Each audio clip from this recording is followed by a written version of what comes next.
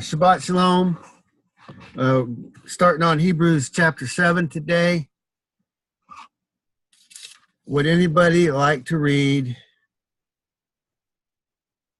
like halfway through, like 14 verses?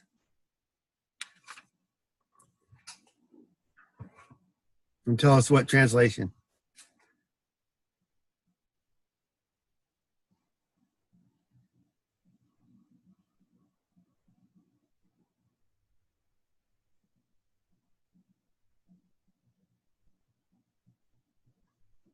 All right, Kelly, go ahead and read it. If you would, please. Okay, if you insist. Thank you, ma'am. 7:1 through what? 14. I'm eating here. Okay. Oh, I got you right when you're eating. Yeah. That's this Melchizedek. This is NIV, by the way. Thank you. This Melchizedek was king of Salem and priest of God Most High. He met Abraham returning from the defeat of the kings and blessed him. And Abraham gave him 1/10 of everything. First, his name means king of righteousness. Then also king of Salem means king of peace. Without father or mother, without genealogy, without beginning of days or end of life, like the Son of God, he remains a priest forever. Just think how great he was. Even the patriarch Abraham gave him 1/10 of the plunder. Now the law requires the descendants of Levi who become priests to collect 1/10 from the people, that is, their brothers, even though their brothers are descended from Abraham. This man, however, did not trace his descent from Levi, yet he collected 1/10 from Abraham and blessed him who had the promises. And without doubt, the lesser person is blessed by the greater. In the one case, the 1/10 is collected by men who die, but in the other case, by him who is declared to be living. One might even say that Levi, who collects the 1/10, paid the 1/10 through Abraham, because when Melchizedek met Abraham, Levi was still in the body of his ancestor. If perfection could have been attained through the Levitical priesthood, for on the basis of it the law was given to the people, why was there still need for another priest to come, one in the order of Melchizedek, not in the order of Aaron? For when there is a change of the priesthood, there must also be a change of the law. He of whom these things are said belonged to a different tribe, and no one from that tribe has ever served at the altar. For it is clear that our Lord descended from Judah, and in regard to that tribe, Moses said nothing about priests.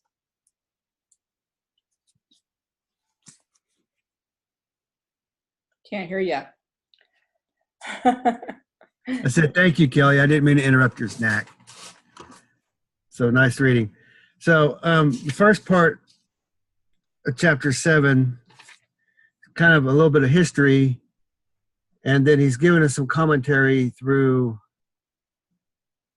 10, I would say. It's all kind of one thought. Is there anything that really jumps out that anybody wants to talk about in these verses? I think it's just establishing the preeminence of Melchizedek over the Levitical priesthood by explaining that Abraham, the progenitor, was lesser than Melchizedek because he tied to Melchizedek, the superior. I think that's mostly what the point is through all of this. As we just read through it, is there anything anybody wants to bring up? Because I was really wanting to jump into the fun part of this. He doesn't tell you why Melchizedek is greater, except for he says that he has no father or mother, and he doesn't have a genealogy, without beginning of days or end of life, like the Son of God. So yeah, that's an interesting. What do you think that means, Kelly? Do you think he's talking about he didn't have a mother or father? I don't know. I've always wondered about that. When it says like the Son of God, what does he mean there? Like, okay, that's a good like question. Jesus?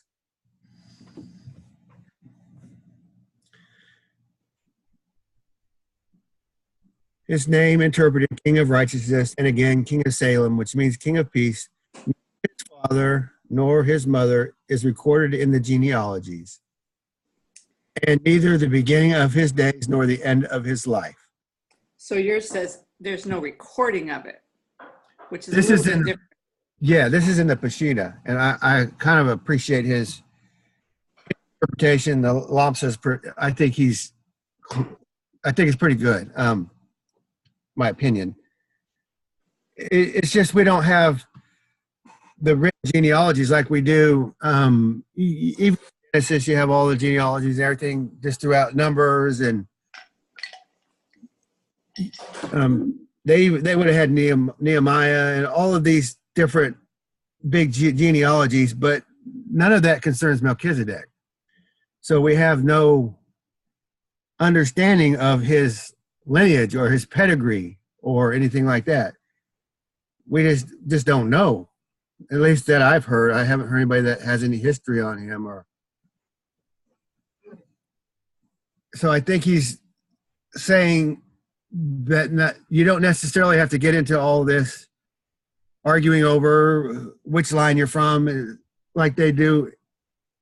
There's a lot of strife over genealogies in Judaism or in that culture. I think he's saying all of that is secondary to the fact that he was like the Son of the Most High with an ever-abiding priesthood. As that he was born of the Spirit at that point. This was a firstborn son, born of the Spirit outside of the realm of any of Israel, really. I mean, this is conjecture, but I would think it's like this was probably somebody keeping the original covenant, the set of commandments that got broken on the mountain. Yeah, so when it says like the Son of God, you're thinking, I mean, Christians would say it means he's like Jesus. But you're saying it means someone who's actually keeping the covenant by saying he's like the Son of God. Well, Yeshua would be like Melchizedek because Melchizedek was first. Yeah, yeah. Depending on how. Of course, Christians would say Jesus was always existent. Right, depending on what you do with it. Well, let's say the Son, the generic Son, was always existing. It was always intended. Like we've been. It was intended to have someone who kept the covenant for everyone. So somehow this guy, and his name, he is the King of Righteousness and the King of Peace. So if he's the King of Righteousness, how would he be righteous without the ways of the Most High, abiding in the laws? If he was a king, his whole land would have been abiding in the laws. I mean, how else could he be called righteous? What brings righteousness? How could he be that? You have any ideas, George?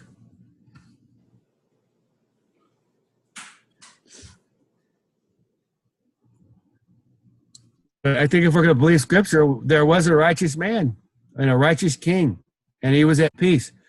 Who was he at peace with? Was he at peace with all the nations around him? Was he at peace with the Most High? Was he at peace with everybody? When it says King of Righteousness, does it mean, I mean, I think you said, I don't know. Anyway, does that mean he has a kingdom, or does that just mean he's the chief, like the most righteous man? Well, Melech, I would think he's a king of something. Well, Go I ahead. think Melchizedek, I think just the meaning of the name means King of Righteousness. Not that he was, like righteousness was his reign or his kingdom. Salem was his kingdom. When it says that he was the king of Salem, Salem would have been the city or whatever it was. And the meaning of the word means peace. The meaning of his name, Melchizedek, Melech, however you say it, means King of Righteousness. But I don't think there was an actual place called Righteousness that he was king of. You know what I mean? I think it's just a. Meaning that he was very, very righteous. Yeah, I think it plays into his character. Right. You know, what he was supposed to be a sign of. I wanted to comment on that, like made like unto the Son of God, that part of Hebrews 7. Remember that Psalms 2, the book of Psalms, Psalm 2 talks about the king, or talks about Yahweh and his anointed, and refers to him as, today I have begotten you, as a son. So there's this understanding that there is a son, whoever that may be, the idea of there being a son that was going to rule, an anointed one who would be identified as a son. So when it talks about being made like unto a son of God, a priest forever, it's that role of, not necessarily of Jesus specifically, even though I believe Jesus fills that role. I think that it was talking more generically. I don't know if you're understanding what I'm saying.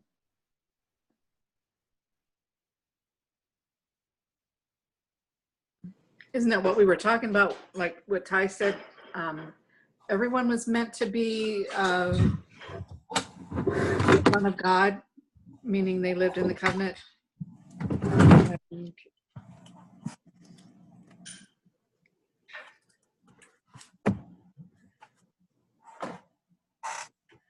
And we could run over and read Psalm 110 real quickly. What version you got there, Anson? It's so Michael had brought this one up 2 weeks ago. And I would say that it's quoted quite a bit here in Hebrews 7.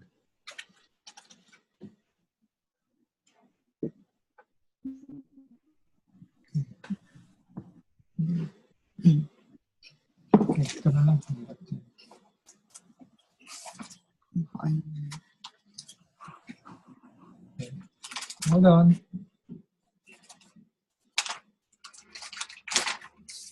Okay, I'll read from the Hallelujah scripture, Psalm 110. A psalm of David. Yahweh said to Adonai, sit at my right hand until I make your enemies a footstool for your feet. Yahweh sends your mighty scepter out of Zion. Rule in the midst of your enemies. Your people volunteer in the day of your might, in the splendors of Kodeshah. From the morning, you have the dew of your youth. Yahweh has sworn and does not relent.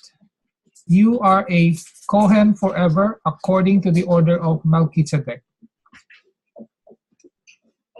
Yahuwah at your right hand shall smite sovereigns in the day of his wrath. He judges among the nations. He shall fill with dead bodies. He shall crush the head over the mighty earth. He drinks of the stream by the wayside. Therefore, he lifts up the head.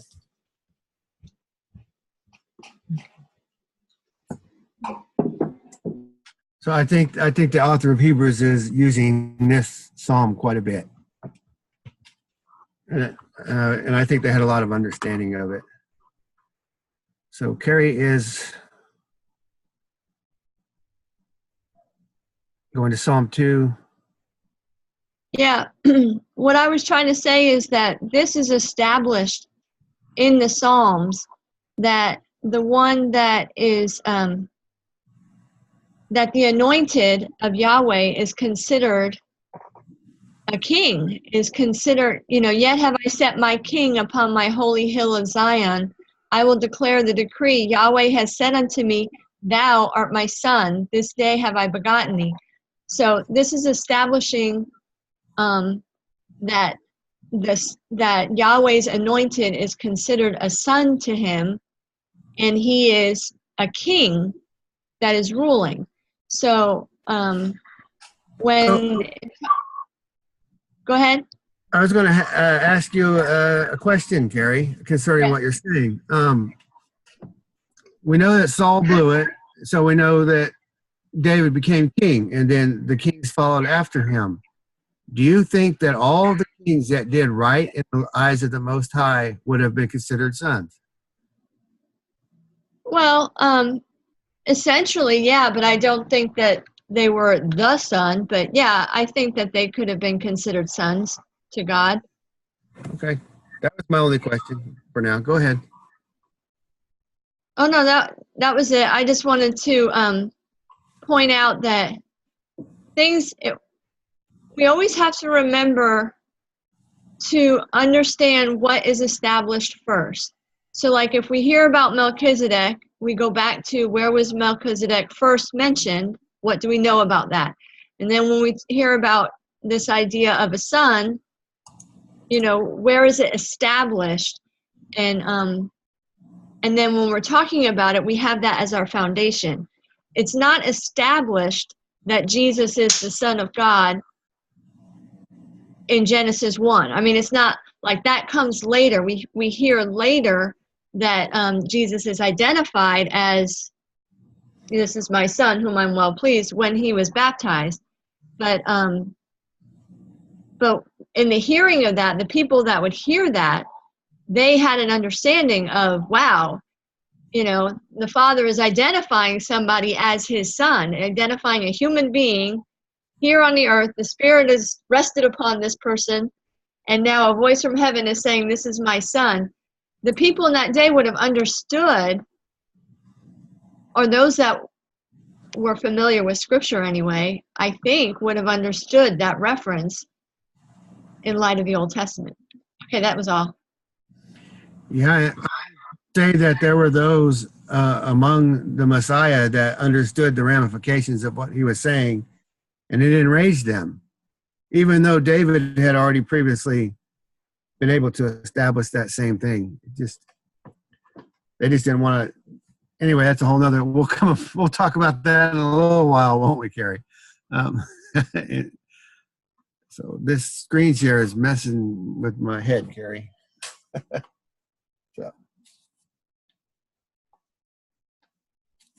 So we were talking about no lineage, no written lineage. I mean, I don't think, does anybody think it means something other than that? I think it means that we just don't have his history. That's what I think the point of the author is. Does anybody not agree with that or have a different thought? I agree with that, but it does tend to lean that other way. To me, at first it points to me, it was like, wow, comparison with the son, was he no father, no mother, you know what I mean? Was he in the beginning sort of, one of the first created or whatever, you know what I'm saying? But I can see it the way you're seeing it, as far as no record, or like in other words, no. Well, I won't go any further than that, but yeah, I can see it that way, Todd. Yeah, I think like George, I think most people would just take that literally and say he had no genealogy. Right. That's what we would think. And because we've already been preconditioned to think that Right. Jesus didn't have, and yet they make such a big deal of his genealogy, of course, in Matthew. And so anyway. So was Melchizedek the original virgin birth? That's what I think people might. What I understand about the no genealogy thing is to differentiate them from the Aaronic priesthood, because the Aaronic priesthood is very dependent on lineage, right? Shows. I think you're right on the gist of it, Anson, because it's going to. Yeah, and the phrase after that, the neither beginning of days nor end of life, that may mean that that will be a title that will be bestowed forever. Like once called a Melchizedek, he will forever be a Melchizedek. So it's not talking about the lifespan, but more of a title. Yeah, so that could be. I'm not sure. Just a hunch, or just an opinion. Well, I think as we continue through the context, it'll sort itself out. The point is that he was like the Son of God. I mean, was he a firstborn? Was he a first fruit at that point? Was he a resurrected first fruit? Oh, but I'll just accept that the author knows what he's talking about. He is a priest after this. He was a different priest, a priest with an everlasting priesthood. Come to an end. Well, something definitely sets him apart from other people, and normally we would say, well, they keep Torah, which he didn't have. And so we never hear about him any other time except for right here. And then, of course, this story is being recounted here in Hebrews, but do we know? Do we know what he didn't have? Do we know that he didn't have Torah? Depending on what the word Torah means. Yeah. Depending what the word Torah means. He didn't have that stuff that came down the mountain the second time with Moses. Yeah, see, like, how do they recognize that he's righteous? What makes him righteous? Yes. I mean, we have the standard, and then if you're saying maybe he had some kind of a standard that Abraham knew of and other people knew of, that he was keeping, or maybe God was talking to him. What was it that made him stand out as being so special? Abraham knew of him even, apparently. I don't know, before this meeting. Well, how could you be declared righteous if you don't know the right rulings of the Most High, if you're not obedient to his ways? Those are what bring righteousness. You couldn't be righteous without them. So how do we know that the stone tablets that Moses brought down the first time, how do we know nobody else got that first? How do we know? We assume that Israel was the start of all that, but yet Israel comes along so much later. Abraham comes along so much later in the narrative. We just don't know. What did Adam and Eve have? They had some idea of what was going on because they were doing offerings. And how would they know not to kill? How would you know not to murder your brother? Why would that be condemned? You have to know the law before you're condemned for breaking it. You have to, you know what I mean? They had to have something. So anyway, it's all guesswork. But I assume that he knew the Father and his ways in order to be called righteous. Go ahead, Kay. Just a very short comment. Something interesting that I've read this week in the Nazarene Acts. The translation calls that covenant the 10 words, the 10 commandments, or and probably not just the 10, but things that followed after it. That first covenant, it's actually called the ageless Torah. I think that is pretty cool. Ageless Torah. Ageless. Yeah. Yes, Carrie, you're right. His name. Yeah. Go ahead.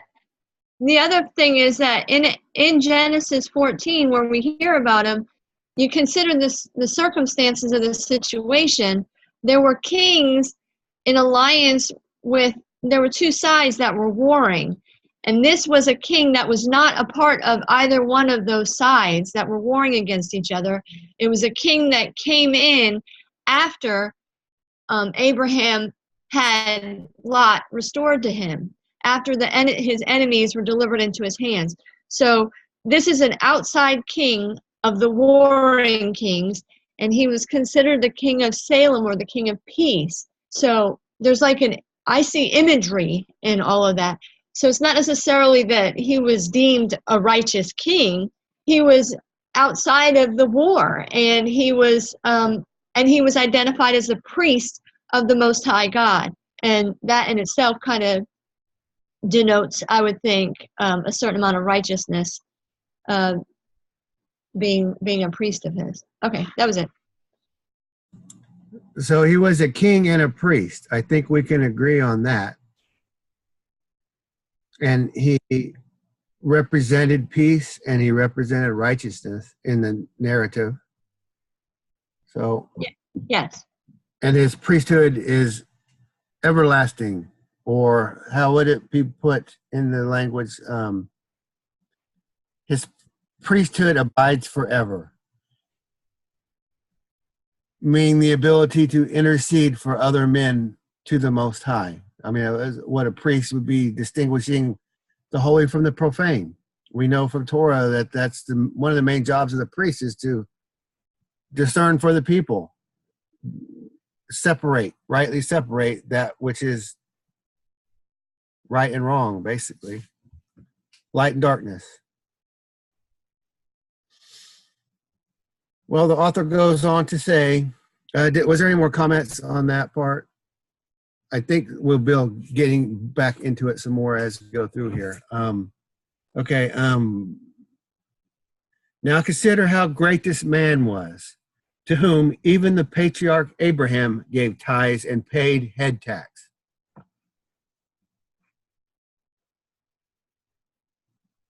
So I think that point is made, and then I think he uses several verses coming up to just drive that point home.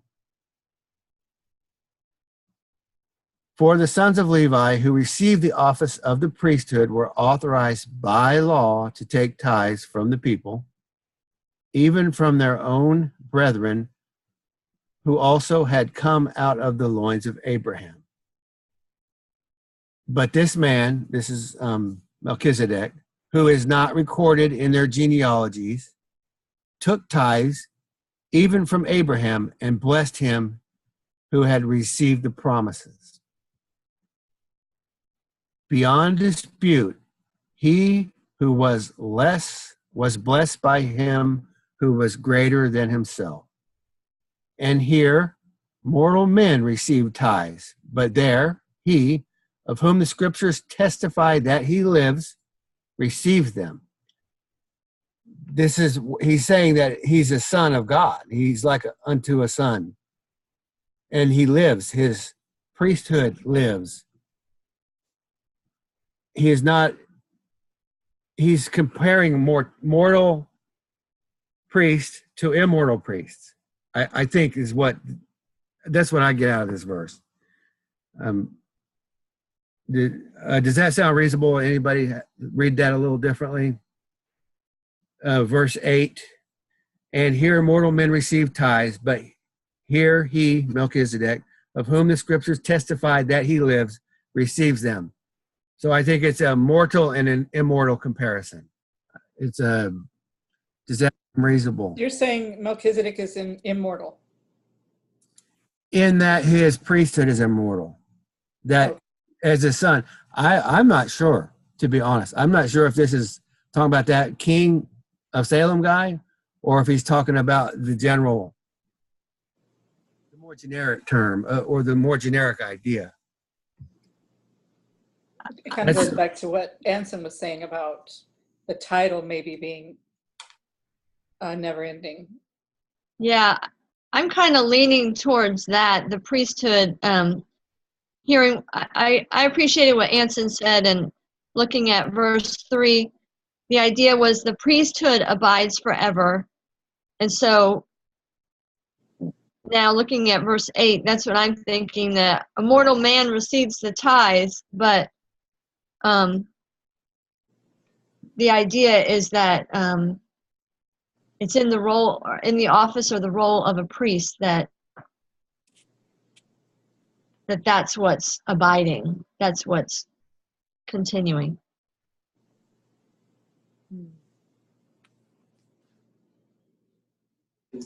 The analogy I'm thinking right now is if like in the Aaronic priesthood, it's like a relay race. Like you pass a baton at any time. There's only one baton being held, and whoever is the high priest at that time holds it. That's the setup, probably because the Aaronic priesthood is something temporary. But in the Melchizedek scenario, it's like everyone has a baton and then gets to keep it forever. So you have lots of batons. There can be many Melchizedek, and so, but there's only one high priest on the Aaronic priesthood. It has to be a living line of Aaron. So I don't know if it's correct, but for me that makes sense. What did you say about passing the time concerning Melchizedek? It's like it's just an imagery that I try to imagine. But whoever we have several batons, so we have many Melchizedek title. They get to keep their title, whether they even after they die, they're still the Melchizedek priest. Okay, so you're saying there could be many Melchizedek titles living, but in the Aaronic, it's really a baton passing. Yes. Well, the book calls him also Melchizedek, even if it's like years ago, right? And now he's calling something a Melchizedek in the present. So you see that there are two. We didn't say the Melchizedek before, the Melchizedek now. He calls them both Melchizedek. And for me, the point of this chapter, I think the author is really emphasizing, is trying to draw a very clear line between the difference of the Aaronic and the Melchizedek. I think it's not, the Christianity has made it a lot like comparing similarity between Melchizedek and Yeshua. But if you read, all you can see here is trying to draw a line and differentiate the Aaronic and the Melchizedek priesthood. So I don't see why we should not focus on that. And Carrie, you were saying he was called King of Peace, possibly because he wasn't involved in that current battle, or maybe his city was known for never having war, which was like a promise that was given to the Israelites. You won't have war if you will follow my commands. Maybe. Yeah, you dwell securely on the land. If you walk with the Most High, He does your fighting for you. And aren't we thinking that this Salem is Jerusalem? Is that right? Does anybody else think that? I don't know. I've heard it said that, but I don't know for sure. I'm not pigeonholing it to where it has to be that. I don't keep it loose. Yeah. And Anton, that was a good comment that you had. A lot of times when I personally run across Melchizedek, I think everlasting priest. I try to look at it generically first, instead of Melchizedek, that guy. Melchizedek, the everlasting priesthood. It just, that context seems like it always fits. Because sometimes you put a name on things and you start seeing them a certain way. When you keep it generic, you might see them a different way. But the next verse kind of plays in, speaking as a man through Abraham, even Levi, who received tithes, also gave tithes. So he's saying that the Levitical priesthood paid tithes to Melchizedek, I think is what he's saying here. Because of the progenitor paid. Does that seem reasonable? Hey, Michael, do I call on you today, Mr. LeBlanc, or do I not call on you today?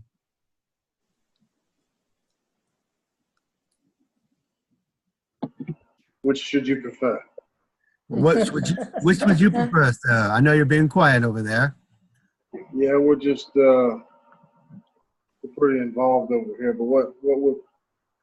But I did like the comments about the Melchizedek, and I personally have a hard time swallowing that there's a person who has all this magnificent ability, because the esteem is everything in the scriptures that whether we're talking about Melchizedek or whether we're talking about salvation or whether we're redemption or any of those things, they're all rooted in the power of the Most High. He is the source of all these things. And so Melchizedek, though I can see that according to the order of Melchizedek that the Messiah does fit the role, he also fits the role of a son of Elohim. But with his own mouth, he called us to also be sons of Elohim. And once we received the blessing, then he called us his brothers. You know, and then what did he say? Who are my mother? Who are my mother and my brother? But those who do the commands of my Father. Okay, so we have all these different. If it weren't enough in the Old Testament, we have all these different hints in what's called the New Testament of how we are all brothers and sisters in Messiah, how he is our brother, and we belong to the same house. And all this language, if we were talking about anything else, it would make sense. But because we're talking about this super spiritualized religion stuff, we have to make it mean something else. And I don't just mean us, but it's so easy, like you said, Ty, to when we put something in a box and we make it mean this one thing, then every time we see it, that's the thing that we're going to connect it to. But what we got to try to do, and it's hard, because we were all raised with these certain ideals. But what's really important for us to try to do, and we can't do it without prayer and without seeking the truth through the Spirit. But what we need to try to do is to, when we read something that was written, 1,000 years before any New Testament writing was put into a book or more, then it's important to try to understand from the perspective of the audience that was being addressed in the writing, from the perspective of the author who wrote it. And so when we hear, I don't know who, I've heard it said that the Melchizedek that Abraham gave tithes to was it Seth? Who was it? I've heard that, and it makes sense. It could be, it fits, but I don't know that with certainty. And I think it's less important about who it was, and more important about what it was. You see, the whole point. One thing, Michael, we have the lineage of Seth, don't we? It's But even more than that, Ty,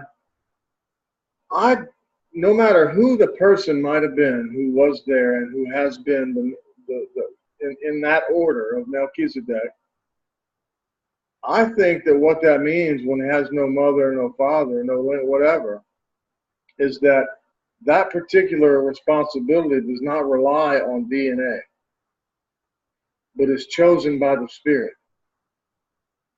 to rest upon whoever, whether you were a person who had an idol-making father or whoever you may have been. It's not about that.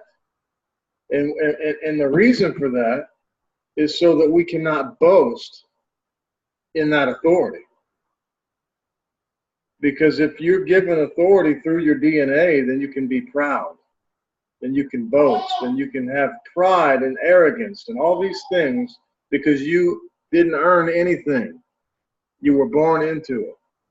But if the Spirit sought you out and chose you based on your character and the truth that is in you that you seek to find more, well, then there is no boasting in yourself, because you don't even seek to do that. You give thanks to the Father for the privilege He's given you in that He calls you His son, and it's just a whole different.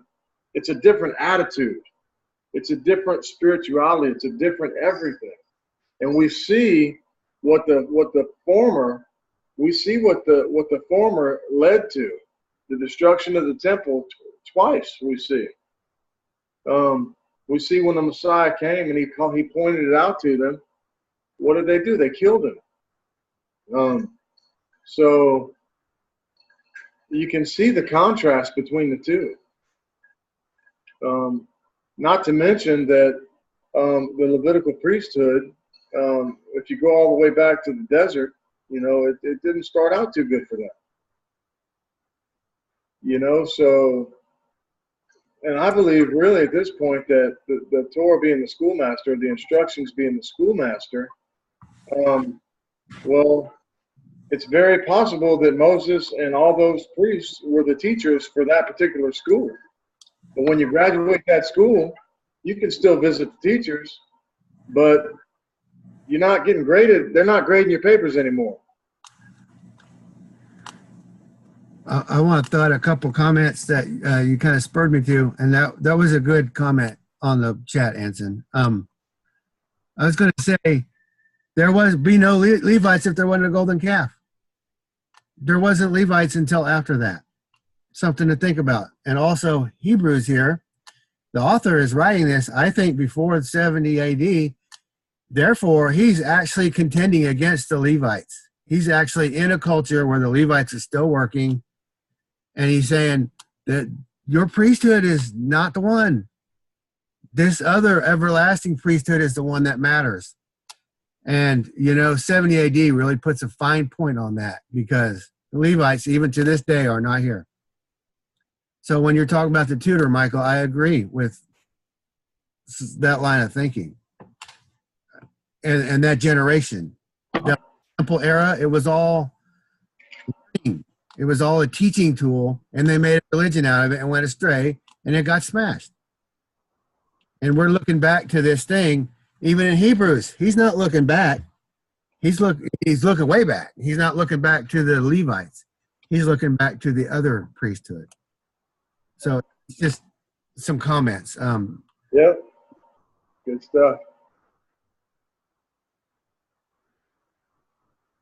That's all I got to say about that. Didn't mean to cut in on you, Michael. You just spurred me to a couple thoughts. Oh no, man! I could go all day on that stuff. So that's probably good that you did. Anson's comment was, therefore no beginning or end because it's spiritual. Absolutely. The priesthood. I had a question. Do you think that Melchizedek wore fringes, Numbers 38, blue and white fringes, to remind him not to break the Sabbath? Do you think that Melchizedek was wearing that, the one that Abraham dealt with? It's kind of rhetorical. So, Shabbat Shalom, Niels. Did you have any comments on Hebrews chapter 7 and how you doing? Shabbat Shalom, everyone. I'm doing all right. I haven't looked it up yet. I was just looking at some of the comments there that as far as spirit.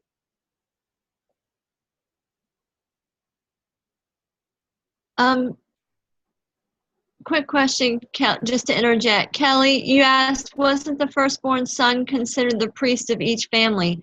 Where did you get that idea? I haven't heard that. It's probably just from teaching that I've listened to, like when they sprinkled the blood on the door back in Egypt. I mean, when they painted the blood on the door. Wasn't the firstborn son considered the one to do all of that? I'm not sure about this. And then even later, the firstborn son had to be redeemed. And I don't know, in some of the teaching I've heard, that was taken away from them at the golden calf, or when they got the Torah, because then it was put into the hands of the priest, and then that's when the firstborn son had to be redeemed. But I can't give you any good sound evidence for that. Yeah, probably we might have heard it from the same source, because I seem to remember it might have come from Tom Bradford. Yes. And he got it from some historical account that there was even like some resistance when the tribe was chosen, because it used to be there. It took it away from the firstborn and gave to the But again, I don't have a reference. Do you have to be a son of God to be a Melchizedek priest? Yeah. Yeah. Yeah, I think that's the whole idea. I think the idea of Melchizedek, I think it's the office of the son. And it's so yeah. So that would be the ones that say, "This is my son, in whom I'm well pleased." To include even David, in Psalm 2. He was declared son. So I think one thing, there was sons of Adam that became sons of God prior to Yeshua. I think that argument can definitely be made. So that kind of negates the whole idea of needing a virgin birth and that type of thing. If Melchizedek was a son, or was he like a son? I don't know what the actual language is there, but I would assume to be the priest of that line, that everlasting priesthood, you have to be a son. And now that's the kind of intercessor that the nations need. And he tried to make a whole nation of intercessors through Israel, but they blew it right off the bat, basically. And after that, we have the whole story of him trying to correct him, and they never got corrected. It seems like contradicted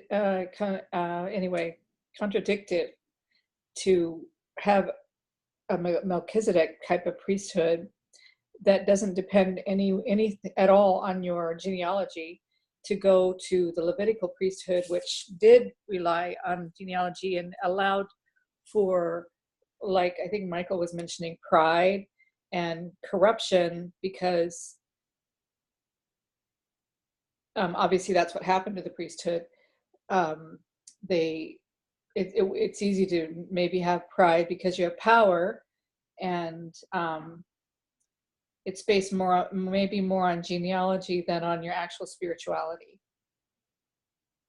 In some cases, it could have happened that way, and that's kind of what ended up happening. Instead of really basing it, they didn't choose a priest because they were super righteous like Melchizedek. Yeah. Go ahead. I'm sorry.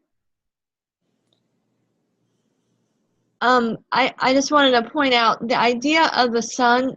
I'm spending a lot of time studying Genesis, the first couple chapters, in my own personal studies. And I think it's important to realize that Genesis establishes that a son is one that is made in the image and likeness of his father. It establishes that when God created Adam, he made him in his own image and likeness. And then when Adam begot Seth, the words are very clear that he was made in the image and likeness of Adam. So it's establishing the idea behind a father-son relationship is the son is not just made in the image, but in the likeness as well.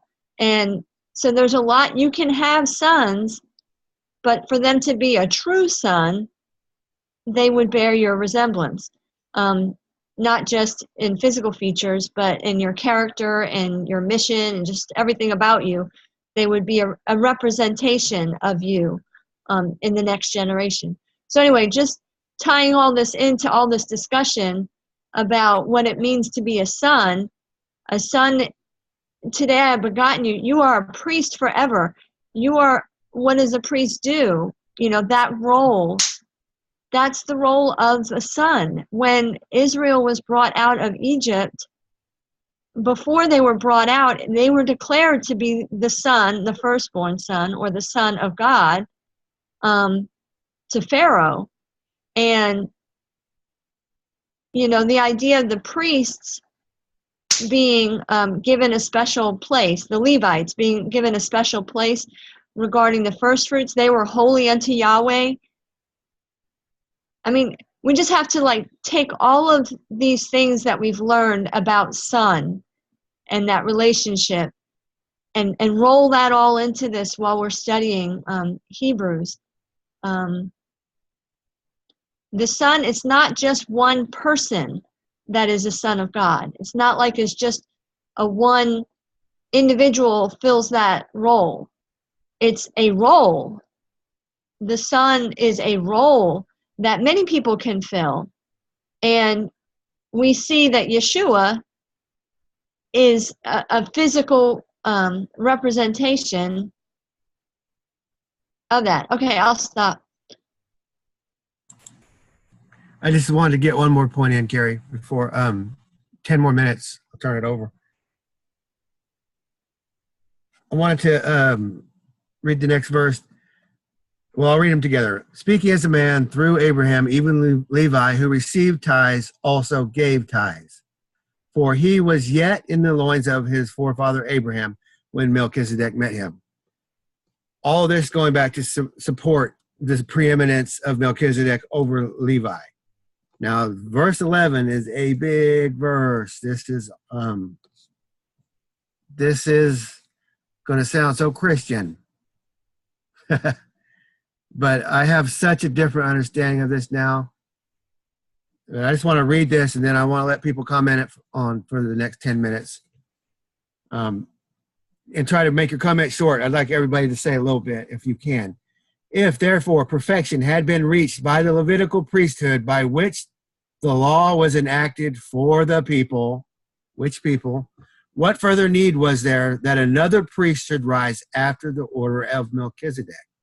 Otherwise, the scriptures would have said that he would be after the order of Aaron. He's talking about in Psalm 110, it would have said, you are a priest forever after the order of Aaron. And it did not say that. That's the point of the author. He's saying the Levitical priesthood was for that people, the Levitical law. And I know this is just so controversial. This is such a big thing here. So anybody have any comments on this? Or ideas or takeaways?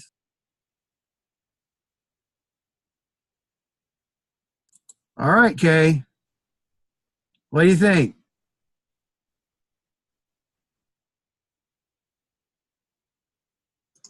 Chickens are nice. Oh, I still need to have my paradigm shifted again, because although this is talking about, the Levitical priesthood and the Torah that's attached to them, I used to think the priesthood was changed, but not the Torah. But now, like, which Torah? Which Torah are we talking about? They can't all be, the same. So that's a thing that I'm seeing. There are at least two mentioned here. We have the Book of the Covenant and the Book of the Torah. So if one is attached to the Levitical priesthood and that leadership was changed, I mean, I think it will make sense if the terms that follow with that, like the rules that's under that leadership, is also changed back to the rules that were under the Melchizedek priesthood. And in verse 12, I don't know. I know we're not yet there. So I struggle with this one because it says, for the priesthood being changed, of necessity there takes place a change of law also. And that word change, I looked it up in Greek. It can be translated as transferred, like the priesthood was transferred. I don't know if that's significant. So, and I don't know if that's connected with. It's significant, and it's a lot to wrap your mind around. Because I want to say one thing. I am not antinomian at all. I am not against the law at all. I'm absolutely willing to obey everything I'm supposed to obey. Mm-hmm. But the Levites are gone. The dispersion. We are in a dispersion. We can't keep Torah as it is. There's so much. Where's our daily offerings? Where's our priest? Where's our altar? Mm-hmm. There's Torah keeper is kind of a misnomer because you can't keep but a small percentage of it. Mm-hmm. So anyway, this is how I think the Hebrew roots understand it. So there is transference of priesthood and there is a transference of law. So what they teach, or what I learned from them, is it did not change. It was just transferred, like the same terms, the same rules, the same instructions from the Levites. They were just transferred to Yahusha. the same Torah transferred to, but that's why I'm saying that this word is tricky, the translation. I think we need to sort it out. And it would break Torah. He's not a Levite. He's of Judah. mhm, He's on the king line. He can't be a priest according to Torah. mhm. Yeah, That, the go idea, ahead, Carrie. I'm I going to think turn off my video, Carrie. I think the transfer of the law that this might be talking about is as to who can be in the role of a priest. I think it's specifically talking about that law, not all law or all Levitical law even necessarily, but specifically about who can qualify as a priest because of the context talking about Yeshua being of a different tribe, Judah. So it seems that the transfer of the law is specifically pertaining to who is able to hold that office of the priest. That's my thought.